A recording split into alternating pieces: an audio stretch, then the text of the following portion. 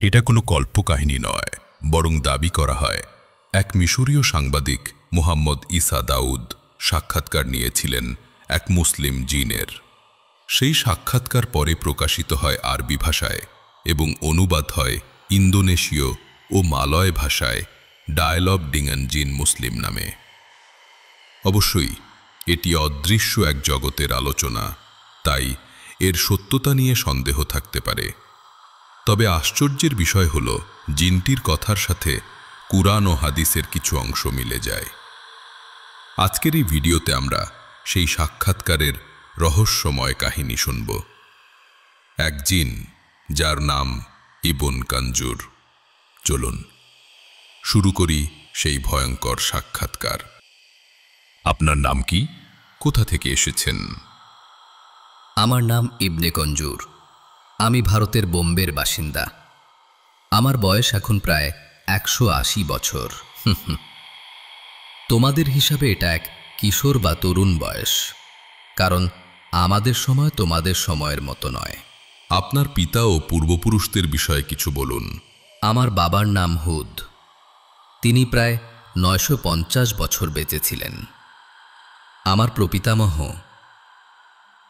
একদিন তিনি ফেরেশতাদের কথা শোনার জন্য আসমানের দিকে উঠতে চেয়েছিলেন, কিন্তু হঠাৎ আকাশ থেকে নিক্ষিপ্ত হলো জ্বলন্ত তারা, আর তার দেহ ভস্ম হয়ে গেল। রাসূল সাল্লাল্লাহু আলাইহি ওয়াসাল্লাম বর্ণনা করেছেন, যখন শয়তানরা আকাশের খবর চুরি করতে চায়, ফেরেশতারা তাদের দিকে আগুনের শিখা নিক্ষেপ করে। ইবনে কঞ্জুরের প্রপিতামহের এই পরিণতি সেই হাদিসের কথাই মনে করিয়ে দেয়। আচ্ছা, জিনরা আসলে কতদিন বাঁচে? আমাদের মধ্যে কেউ 4000, কেউ 5000, কেউ 6000, এমনকি 7000 বছরও বাঁচতে পারে, তবে সেটা বিরল। আপনারা কোথায় থাকেন? আমরা সর্বত্র আছি। পাহাড়, গুহা, মরুভূমি, জঙ্গল, নদীর গভীরে, সমুদ্রের তলদেশে, এমনকি মানুষের ঘরের ভেতরও, ছাদে, বাথরুমে, ফাঁকা কক্ষে, এমনকি নর্দমাতেও। আমাদের শহর আছে পানির ওপরে, যেখানে সাধারণ চোখ পৌঁছায় না। আমরা মানুষের আগেই এই দুনিয়ায় ছিলাম, তাই আমাদের জাত দিয়ে পৃথিবী ভরে গেছে। কিন্তু আমরা আলাদা সৃষ্টির বিধান মানি, তাই একে অপরকে সরাসরি বিরক্ত করি না। রাসূল সাল্লাল্লাহু আলাইহি ওয়াসাল্লাম বলেছেন, যদি কেউ ঘরে ঢোকার সময় আল্লাহর নাম নেয়, তবে শয়তান বলে, এখানে আমার থাকার জায়গা নেই। আর যদি নাম না নেয়, শয়তান বলে, আজ রাতে এখানে আমার থাকার সুযোগ আছে। এজন্যই আল্লাহর নাম ছাড়া খালি ঘর হয়ে যায় শয়তানের বাসস্থান। মানে আপনারা আমাদের ঘরেও থাকেন? হ্যাঁ, যারা নামাজ পড়ে, কোরআন তিলাওয়াত করে, আমরা তাদের ক্ষতি করতে পারি না। কিন্তু যারা ভুলে যায়, শয়তানরা তাদের ঘর দখল করে। খালি বিছানা, অন্ধকার কক্ষ, যেখানে আল্লাহর নাম উচ্চারণ হয় না, সেখানে আমাদের উপস্থিতি প্রবল। আচ্ছা, আপনি কি ইবলিস সম্পর্কে কিছু জানেন? আস্তে বলুন, ও শুনে ফেলতে পারে।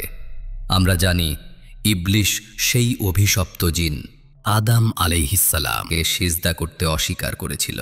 অহংকারের কারণে সে অভিশপ্ত হল চিরদিনের জন্য। কিন্তু গল্প এখানেই শেষ নয়।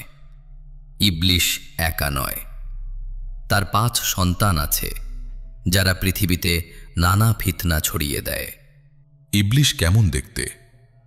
তার প্রাসাদ কোথায়? আমি শৈশবে বাবার সঙ্গে গিয়েছিলাম তার কাছে। আমি দেখেছি ইবলিস ভয়ঙ্কর কুৎসিত। তার রূপ বদলায় বারবার, কখনো ছোট, কখনো দৈত্যাকৃতি। তার লেজ 4 থেকে 6 ইঞ্চি লম্বা, আর উচ্চতা 160 সেন্টিমিটার থেকে 10 মিটার পর্যন্ত বদলাতে পারে। তার আছে এক বিশাল প্রাসাদ সমুদ্রের তলায়। সেখানে লক্ষ লক্ষ দাসদাসী, শয়তান প্রহরী। আর শুধু একটাই নয়, বিশ্বের নানা প্রান্তে আছে তার অন্ধকার প্রাসাদ। হাদিসে এসেছে, ইবলিস তার সিংহাসন সমুদ্রের ওপর স্থাপন করে, সেখান থেকে সে পৃথিবীতে ফিতনা ছড়ায়। এই বর্ণনা জিনের কথার সাথে মিলে যায়। বারমুডা ট্রায়াঙ্গেলের রহস্য কি সত্যি ইবলিসের সাথে জড়িত? হ্যাঁ, সমুদ্রের সেই অঞ্চলে ইবলিসের বিশেষ আস্তানা। যখন কোনো জাহাজ বা উড়োজাহাজ সেখানে প্রবেশ করে, আমরা তাদের ঘিরে ফেলি। কখনো তারা ঘন কুয়াশায় ঢেকে যায়, কখনো তাদের যন্ত্রপাতি বন্ধ হয়ে যায়। মানুষ ভাবে তারা হারিয়ে গেছে, আসলে তারা ঢুকে পড়ে জিনের জগতে। তাহলে মানুষ যে ভিন গ্রহবাসীর কথা বলে, সেটা কি আসলে জিন? মানুষ অনেকবার ভুল করেছে। তারা ভাবে আকাশে যা দেখে তা ভিন গ্রহবাসী, কিন্তু আমি শতবার মহাশূন্যে ভ্রমণ করেছি, কোথাও কোনো এলিয়েন পাইনি। ওইসব আলো, ওইসব অদ্ভুত ছায়া, সবই আমাদের কারসাজি। কিন্তু মনে রেখো, মুসলিম যদি সেখানে যায়, আয়াতুল কুরসি আর সূরা আস-সাফফাতের প্রথম 10 আয়াত পাঠ করে, তখন আমরা কাছে যেতেও পারি না। বারমুডার অন্ধকার শক্তিও তাকে ক্ষতি করতে পারে না। আর কি এমন জায়গা আছে? হ্যাঁ, আরেকটি ত্রিভুজ আছে, ফার্মোসা ট্রায়াঙ্গল। তাইওয়ান, গিলবার্ট দ্বীপ আর ওয়েক দ্বীপের মাঝে। এটিও শয়তানদের প্রিয় আস্তানা। সেখানে হারিয়ে যায় জাহাজ, হারিয়ে যায় মানুষ। আপনি কি বলতে পারেন ইবলিসের সন্তানরা কারা আর তারা কি করে? হ্যাঁ, ইবলিসের 5 সন্তান। তাদের কাজ ভিন্ন ভিন্ন, কিন্তু লক্ষ্য একটাই, মানুষকে আল্লাহর পথ থেকে সরিয়ে দেওয়া। ইবলিসের প্রথম সন্তানের নাম থাবর। সে আসে মানুষের জীবনে যখন তারা বিপদে পড়ে, দুর্ঘটনা, মৃত্যু বা বড় কোনো ধাক্কা। তখন সে কানে কানে ফিসফিস করে বলে, দেখো, আল্লাহ তোমাকে কষ্ট দিল, আল্লাহর সাথে আর থেকো না। রাসূল সাল্লাল্লাহু আলাইহি ওয়াসাল্লাম বলেছেন, যখন বিপদ আসে তখন ধৈর্য ধরো আর ইন্না লিল্লাহ পড়ো, কারণ বিপদের সময়ই শয়তান সবচেয়ে বেশি ফাঁদ পাতে। দ্বিতীয় সন্তানের নাম আওয়ার। সে মহিলাদেরকে আরও সুন্দর দেখায় যখন তারা বাইরে বের হয়। তারপর পুরুষদের মনে কুমন্ত্রণা জাগে, তারা বেভিচারে লিপ্ত হয়। হাদিসে এসেছে, চোখ হল জিনার প্রথম ধাপ। আওয়ার সেই চোখকেই কাজে লাগায়। তৃতীয় সন্তানের নাম মুসওয়াত। সে মানুষের মাঝে মিথ্যা ছড়ায়। গুজব, অপবাদ, মিথ্যা কাহিনী সবই তার হাত ধরে ছড়ায়। কুরআনে বলা হয়েছে, মিথ্যা রটনাকারীদের জন্য রয়েছে ভয়াবহ শাস্তি। মাসওয়াতের কাজই হল সেই শাস্তির পথে মানুষকে ঠেলে দেওয়া। চতুর্থ সন্তানের নাম দাসিম। সে স্বামী স্ত্রীর মাঝে প্রবেশ করে। ছোট ছোট ভুলে, তুচ্ছ কারণে সে ঝগড়া লাগায়। একসময় সেই ঘৃণা তালাক পর্যন্ত গড়ায়। এজন্যই ইসলাম বলেছে, ঘরে প্রবেশ করার সময় সালাম দাও, খাবার শুরুর সময় বিসমিল্লাহ পড়ো, না হলে দাসিম সেখানে ঢুকে যায়। পঞ্চম সন্তানের নাম জালনবুর। সে বাজারে নামে মানুষের মাঝে ফিতনা ছড়ায়।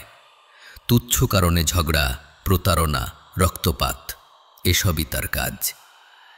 রাসূল সাল্লাল্লাহু আলাইহি ওয়াসাল্লাম বলেছেন, বাজার শয়তানের সবচেয়ে প্রিয় স্থান, কারণ জালনবুর ও তার সৈন্যরা সেখানে ফাঁদ পাতে। তাহলে মানুষের প্রতিদিনের জীবনেই এদের প্রভাব আছে? হ্যাঁ, যখন তুমি বিপদে পড়ো, যখন ঘরে ঝগড়া হয়, যখন কারো প্রতি অশ্লীল দৃষ্টি যায়, যখন মিথ্যা ছড়াও, আর যখন বাজারে প্রতারণা হয়, তখন বুঝবে ইবলিসের সন্তানরা কাজ করছে। আমরা জানতে চাই, আপনাদের সভ্যতা কি মানুষের মতোই? হ্যাঁ, আমাদেরও সমাজ আছে। ইহুদি জিনরা তাদের মন্দিরে যায়, খ্রিস্টান জিনরা গির্জায়, আর মুসলিম জিনরা যায় মসজিদে। আমরা নিজেদের ধর্ম পালন করি মানুষের মতোই। আমাদেরও পরিবার আছে। আমি দেখেছি মুসলিম পরিবারগুলো মানুষের মতোই খাওয়া দাওয়া করে, দোয়া করে, নামাজ আদায় করে। কেউ কেউ আতিথেয়কে দোয়া করে, আবার ফজরের নামাজের জন্য মানুষকে জাগিয়েও দেয়। মানে আপনারা মানুষের সঙ্গে একই ঘরেও থাকেন? হ্যাঁ, যেমন মুহাম্মদ ঈসা দাউদের ঘরে আমার পরিচিত জিনরা ছিল। মুহাম্মদ, তার স্ত্রী সুবায়দা আর তাদের সন্তান সাইদ ও মারজান। তারা তার সাথে খায়, আলহামদুলিল্লাহ বলে আর ছাদে থাকে। রাতে কেউ চেয়ারে ঘুমায়, কেউ কার্পেটে। কিন্তু তারা আল্লাহর বান্দা, তাই কখনো কষ্ট দেয় না। হাদিসে এসেছে, যদি খাওয়ার সময় বিসমিল্লাহ বলা না হয়, শয়তান সেই খাবারে শরিক হয়। এজন্য মুসলিম জিনরা দোয়া করে খায়, আর শয়তানরা সুযোগ খোঁজে দোয়া ছাড়া খাবারের। জিনরা কি কোনো বিশেষ জিনিসের প্রতি আকৃষ্ট হয়? হ্যাঁ, মূর্তিগুলো আমাদের কাছে আকর্ষণীয়। তাদের প্রতিবিম্ব আমাদের ডাকে। মানুষের কাছে সুস্বাদু খাবারের ঘ্রাণ যেমন টানে, তেমনি মূর্তির বাষ্প আমাদের আকর্ষণ করে। তবে পুতুল আমাদের টানে না, কিন্তু শিশুদের স্পর্শে তার শক্তি কমে যায়। আমরা বিনোদনের স্থানও পছন্দ করি, বিশেষ করে যেখানে মদ পরিবেশন হয়, সেখানে অসংখ্য জিন ভিড় করে। অশ্লীল নারীদের দেহেও কিছু জিন বাসা বাঁধে। তারা মন্দ পথের সঙ্গী। আপনাদের আইন কানুন কেমন? আমাদের আইন মানুষের চেয়েও কঠোর। যদি কেউ অন্যায় করে, তাকে তীব্র শাস্তি দেওয়া হয়। এমনকি কোনো জিন মানুষের ক্ষতি করলে অন্য জিনও তাকে শাস্তি দেয়। তাহলে কি জিনরা আমাদের মাঝে সব সময় থাকে? আমরা সর্বত্র আছি, শুধু তুমি আমাদের দেখতে পাও না। তোমরা ঘরে ঢোকার সময় বিসমিল্লাহ বললে আমরা দূরে থাকি, কিন্তু নাম ছাড়া ঘর আমাদের দখলেই চলে যায়। জিনরা কি সত্যিই নিজের রূপ পাল্টাতে পারে? হ্যাঁ, এটাই আমাদের শক্তি।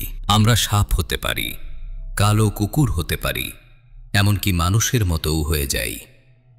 আমাদের মধ্যে কেউ ডানা মেলে উড়ে বেড়াই, কেউ সাগরের নিচে মাছের মতো সাঁতরে বেড়াই। কিন্তু এক জিন যখন নিজের আসল রূপে আসে, তখন সে দুর্বল হয়ে যায়। তাই আমরা সবসময় রূপ পাল্টে মানুষের সামনে হাজির হই। হাদিসে এসেছে, কালো কুকুর হলো জিনের রূপ, আর কালো বিড়ালও জিন হতে পারে। আমাদের সবচেয়ে ভয়ঙ্কর দল হলো কালো কুকুর। তাদের চোখের ওপরে সাদা দাঁত থাকে। রাসূল সাল্লাল্লাহু আলাইহি ওয়াসাল্লাম তাদের হত্যা করার নির্দেশ দিয়েছেন। আর কালো বিড়াল, আমরা অনেক সময় সেই রূপ ধারণ করি। ইতিহাসে বিড়ালকে কেউ সম্মান করেছে, আবার কেউ অশুভ ভেবে হত্যা করেছে। জিনরা কখন দৃশ্যমান হয়? আমরা তখনই দৃশ্যমান হই যখন আমাদের দেহ এক বিশেষ রূপান্তর প্রক্রিয়ার ভেতর দিয়ে যায়। তখন আমরা কষ্ট পাই, দুর্বল হয়ে যাই। মানুষ যদি আয়াতুল কুরসি পড়তে থাকে, আমরা আর টিকতে পারি না। আমাদের ধরা যায়, এমনকি হত্যা করা যায়। এই কারণে আমরা বেশিরভাগ সময় অদৃশ্যই থাকি। মানুষ হঠাৎ ছায়া দেখে আঁতকে ওঠে। কখনো জানালার পাশে দাঁড়িয়ে থাকা কালো অবয়ব, কখনো হঠাৎ রাস্তার মাঝে অদ্ভুত প্রাণী। এসব সবসময় ভ্রম নয়, আমরা মানুষের ভয়ের মুহূর্তে উপস্থিত হই। রাতে নির্জনে হাঁটলে, বাথরুমে ঢুকলে, কবরস্থানে গেলে আমরা নিজেদের উপস্থিতি জানান দিই। 1-2 বছরের শিশুরা আমাদের আসল রূপ দেখে চমকে ওঠে, কাঁদতে থাকে, কারণ তাদের চোখ তখনও পরিষ্কার। আপনি কি কোনো উদাহরণ দিতে পারেন? এক গ্রামে এক নারী হঠাৎ প্রতিদিন কালো ছায়া দেখতে লাগল। সে ভেবেছিল এগুলো তার ভ্রম, কিন্তু একদিন সেই ছায়া তার দিকে ঝাঁপিয়ে পড়ল। সে চিৎকার করতে করতে অজ্ঞান হয়ে গেল। যখন কুরআন তিলাওয়াত হলো, তখনই আমরা পালালাম, কিন্তু তার শরীরে আমাদের দাগ রয়ে গেল। মানুষ আর জিন, তাদের মধ্যে কি বিবাহ সম্ভব? না, সম্ভব নয়। যদি না জিন নিজেকে মানুষের রূপে প্রকাশ করে। আমাদের দেহ, শুক্রাণু ও ডিম্বাণু মানুষের সাথে মেলে না। তাই যে গল্পে বলা হয় বিলকিসের মা ছিলেন জিন, তা মিথ্যা। জিনদেরও কি বিয়ে হয়? হ্যাঁ, আমাদেরও বিয়ে হয়। আমাদের বিয়ের বয়স মানুষের মতো নয়। আমরা 170 থেকে 180 বছর বয়সে প্রাপ্তবয়স্ক হই। গর্ভধারণের সময়কাল 15 মাস। একবারে 7 থেকে 8টি সন্তান জন্ম নেয়, কখনো 15টিও। আমাদের বিবাহ অনুষ্ঠান হয় নির্জন স্থানে, সমুদ্রতলে, মরুভূমিতে, কখনো অন্ধকার গুহায়। আমাদের কণ্ঠে ভৌতিক সুর বাজে, আর চুক্তি হয় আল্লাহর নামে, অথবা যারা শয়তানের অনুসারী তারা শয়তানের নামে। জিনদের পরিবার মানুষের মতোই, কিন্তু তাদের সন্তান লালন পালন ভিন্ন। আমাদের বাচ্চারা অনেক বছর ধরে কথা বলে না, শুধু চুপচাপ তাকিয়ে থাকে। তারা কখনো অন্ধকারে খেলে, কখনো পানির নিচে হারিয়ে যায়। আমরা তা স্কুলে পাঠাই। হ্যাঁ, আমাদেরও স্কুল আছে। সেখানে শিক্ষা দেওয়া হয় কিভাবে মানুষের কাছে অদৃশ্য থাকতে হয়, কিভাবে রূপ পরিবর্তন করতে হয়, আর কিভাবে শত্রুর থেকে পালাতে হয়। তাহলে আপনারা পড়াশোনা করেন? হ্যাঁ, আমাদের বিশ্ববিদ্যালয় আছে। আমাদের কেউ চিকিৎসক হয়, কেউ সাংবাদিক, কেউ টেকনিশিয়ান। আমাদের ডাক্তাররা মানুষের ডাক্তারদের চেয়েও জ্ঞানী, কারণ আমরা অদৃশ্য জগতের গোপন রহস্য জানি।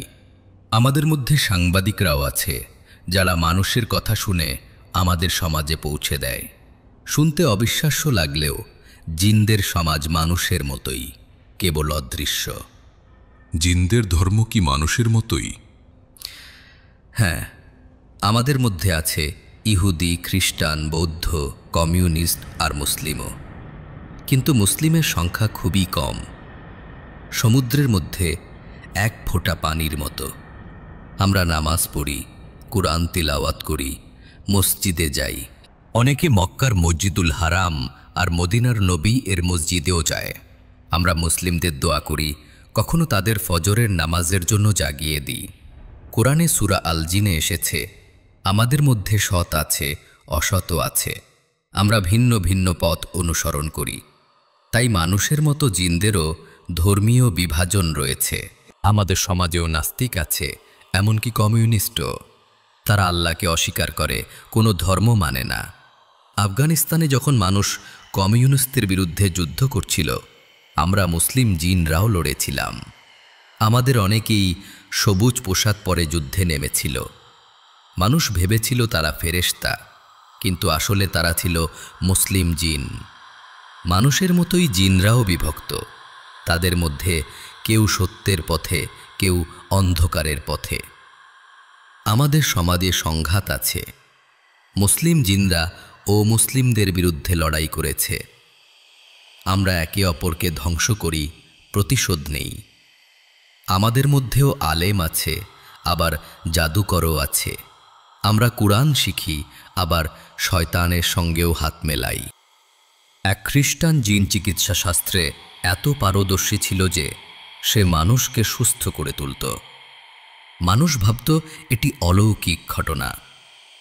কেউ কেউ ভেবেছিল ভার্জিন মেরির আবির্ভাব ঘটছে, কিন্তু সত্য হল সেটি ছিল জিনদের কাজ।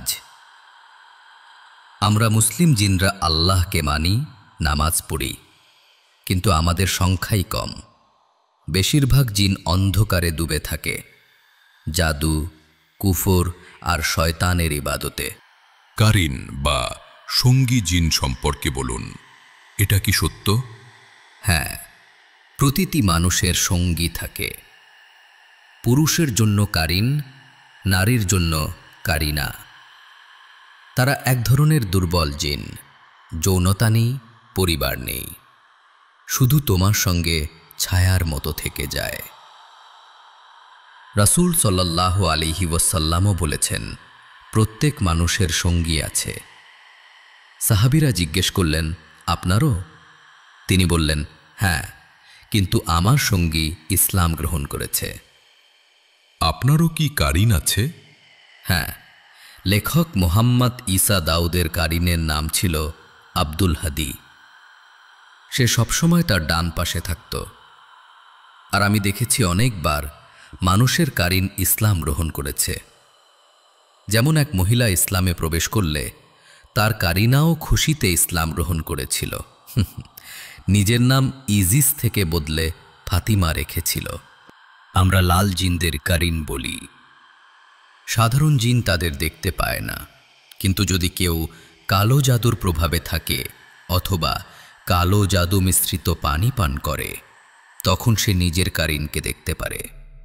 কখনো সেই কারিন মানুষের রূপ নেয়, কখনো অন্য জিনের রূপে হাজির হয়। মানে কারিন আমাদের নিয়ন্ত্রণ করতে পারে? হ্যাঁ, যদি তুমি দুর্বল হও সে তোমাকে প্রলুব্ধ করে, কুমন্ত্রণা দেয়। কিন্তু যদি তুমি নামাজ পড়ো, আয়াতুল কুরসি পড়ো, কুরআনের আলোয় থাকো, তখন সে অসহায় হয়ে পড়ে। কুরআনে সূরা আন-নাসে বলা হয়েছে, মানুষ ও জিন উভয়ের কুমন্ত্রণা থেকে আশ্রয় চাই।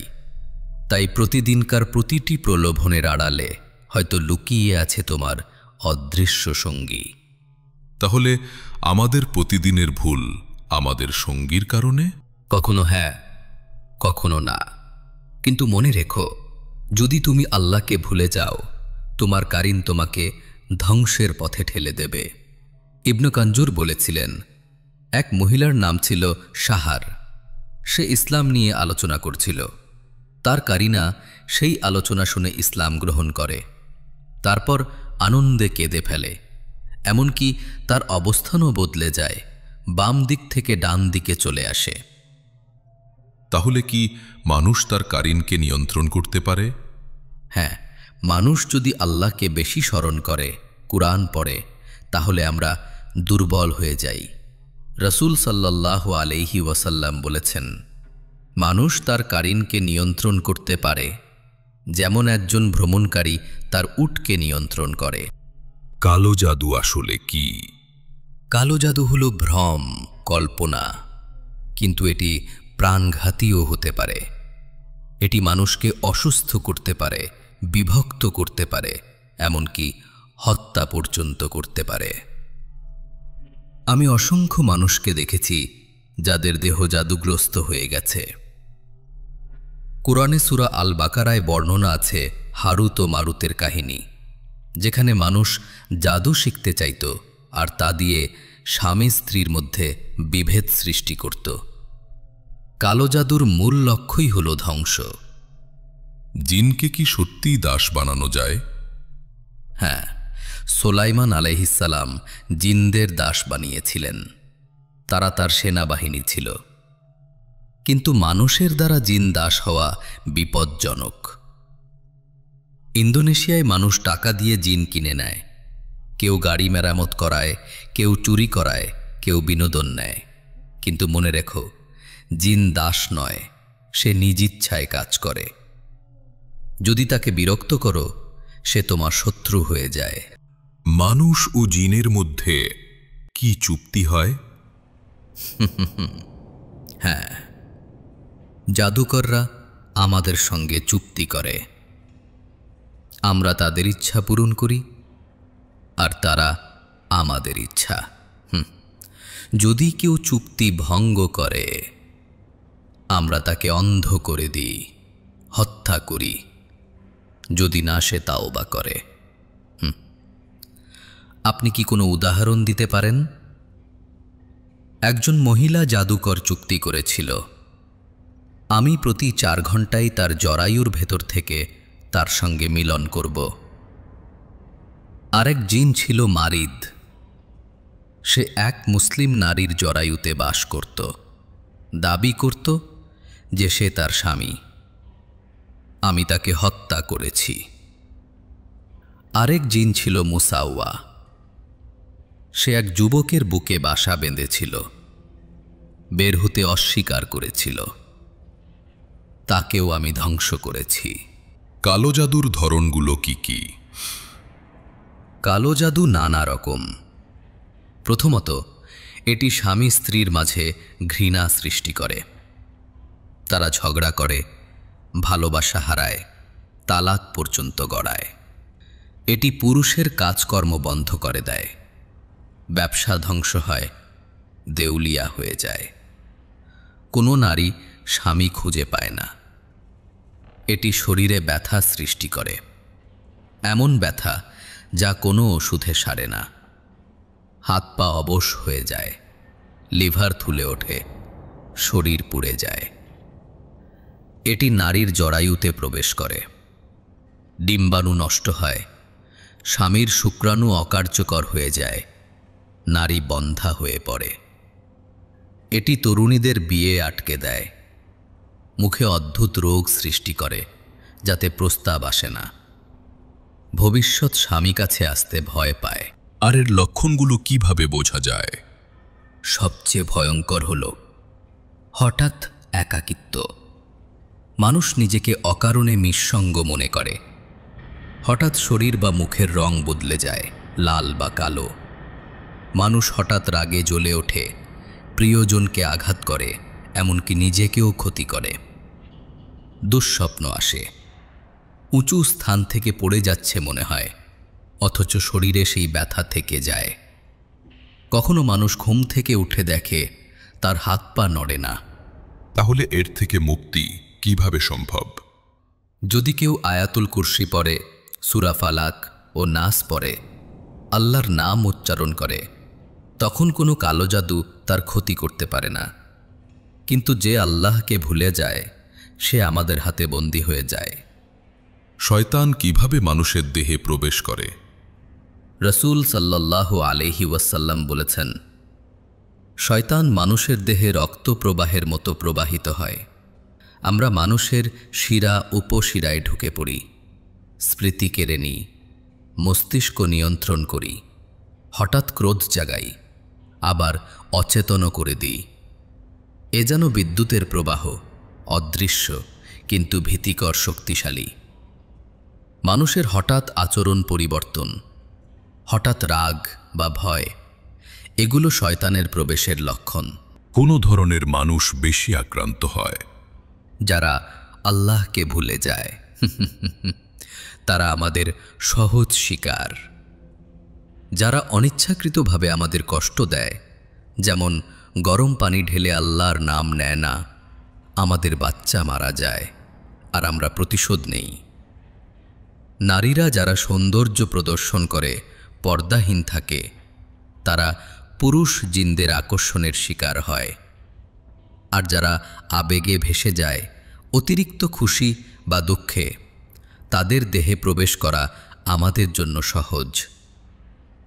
আবেগ নিয়ন্ত্রণহীন হলে মানুষ দুর্বল হয়ে পড়ে।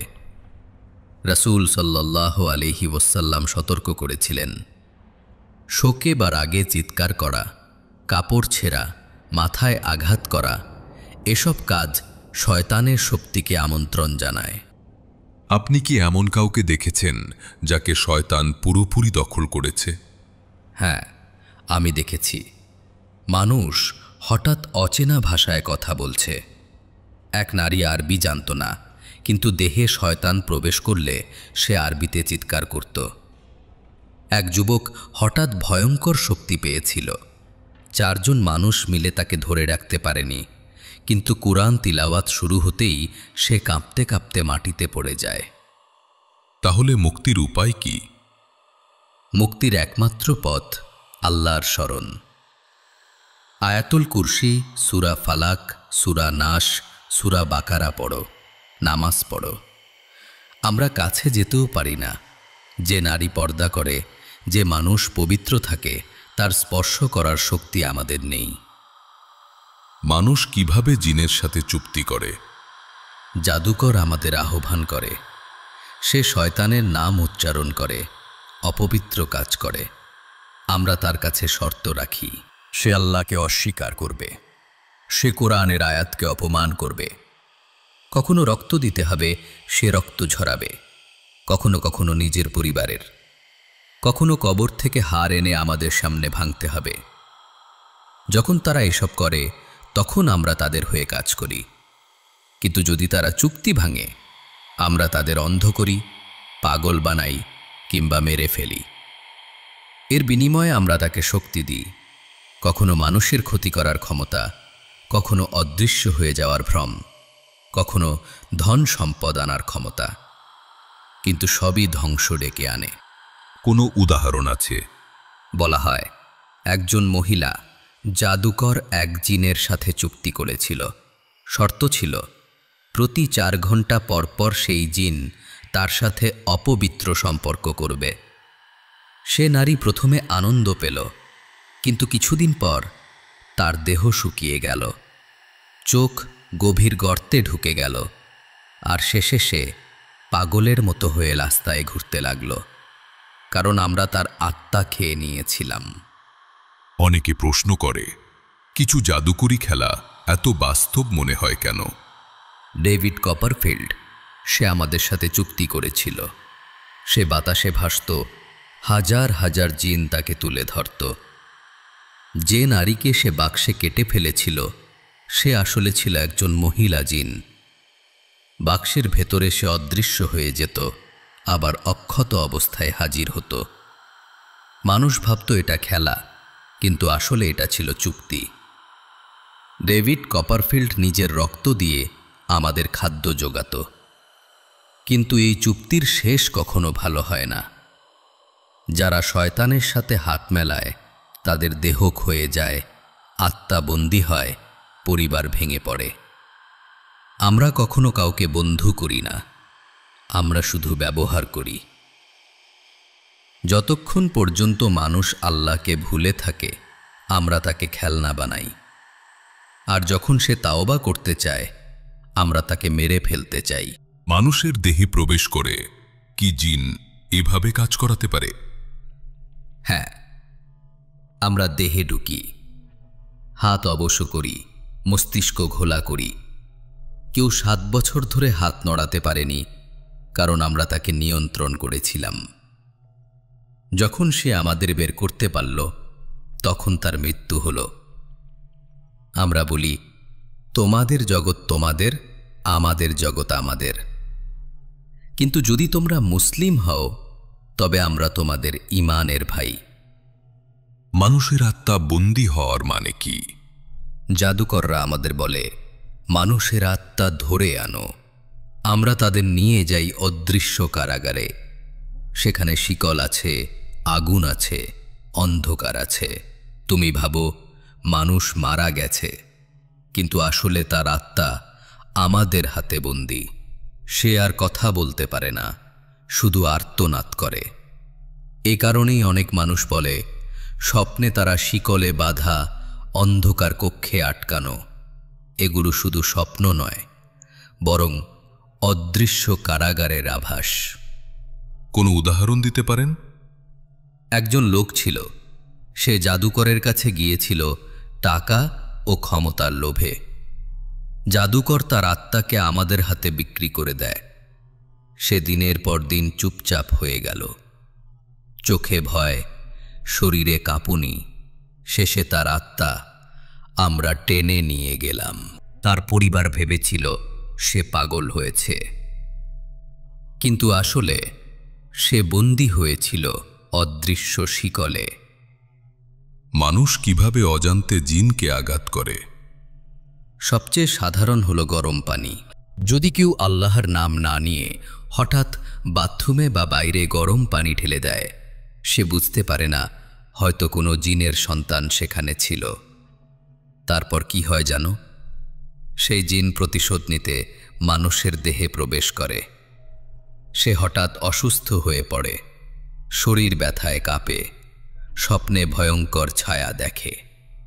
হাদিসে আছে, অপ্রয়োজনে ভারী জিনিস ফেলার আগে বিসমিল্লাহ পড়তে বলা হয়েছে। যদি কেউ হঠাৎ পাথর ছুঁড়ে দেয় বা ভারী কিছু ফেলে দেয়, আমাদের কেউ আঘাত পেতে পারে। তখন সেই জিন দাগে ফেটে পড়ে আর মানুষকে ক্ষতি করতে থাকে। আবেগও কি জিনকে আকর্ষণ করে? হ্যাঁ, যখন মানুষ অতিরিক্ত কান্নায় ভেঙে পড়ে বা রাগে কাপড় ছিঁড়ে ফেলে, নিজের শরীর আঘাত করে, আমরা তার ভেতরে ঢুকে যাই। আমরা সেই আবেগকে আমাদের শক্তি হিসেবে ব্যবহার করি। রাসূল সাল্লাল্লাহু আলাইহি ওয়াসাল্লাম সতর্ক করেছিলেন, অতিরিক্ত আবেগে নিজের নিয়ন্ত্রণ হারালে শয়তান সহজে দেহে প্রবেশ করে। অপবিত্র অবস্থায় থাকা হলো জিনের জন্য খোলা দরজা।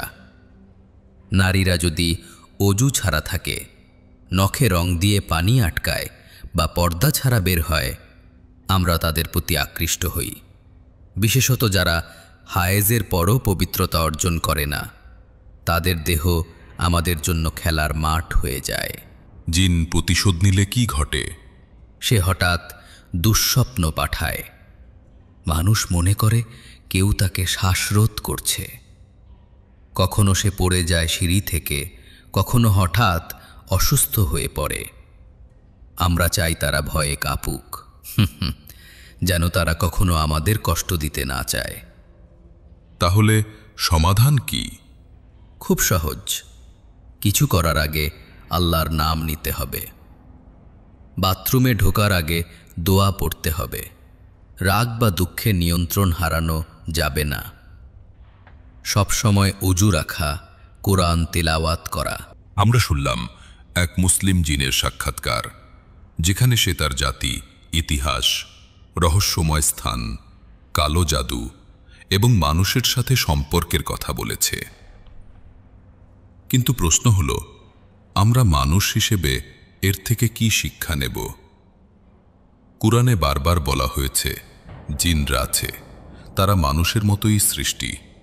তারা খায়, বাঁচে, মরে, এমনকি কিয়ামতের দিন তাদেরও হিসাব হবে। তাদের কেউ মুসলিম, কেউ কাফির, কেউ শয়তানের দাস। আমাদের ভয় করো না। আমরা কেবল আল্লাহর অনুমতিতেই কিছু করতে পারি। যদি তোমরা নামাজ পড়ো, কুরআন পাঠ করো, আল্লাহর আশ্রয় নাও, আমরা তোমাদের কাছে দুর্বল হয়ে যাই। কালো জাদু, তন্ত্র, মন্ত্র এসব জিনদের ফাঁদ। মানুষ ভাবে সে নিয়ন্ত্রণ করছে, কিন্তু আসলে সে হয়ে যায় জিনদের দাস। কুরআনে আল্লাহ সতর্ক করেছেন, জাদুকর যেখানে যায় সফল হয় না। এই সাক্ষাৎকার আমাদের সামনে এক অদৃশ্য জগতের দরজা খুলে দিয়েছে। কিন্তু মনে রেখো, অদৃশ্য জগতের রহস্য জানার দরকার আছে, কিন্তু তাতে জড়িয়ে পড়া হারাম। আল্লাহই একমাত্র রক্ষাকারী, আর শয়তানের সবচেয়ে বড় অস্ত্র হল ভয় দেখানো। জিনদের গল্প শুনে ভয় পেও না, বরং শিক্ষা নাও। তারা আছে, তারা শক্তিশালী, কিন্তু আল্লাহর শক্তির সামনে তারা কিছুই না। তোমার ঈমানই তোমার ঢাল, কুরআনই তোমার আলো, আর নামাজই তোমার আশ্রয়। এভাবেই শেষ হল এক মুসলিম জিনের সাক্ষাৎকার।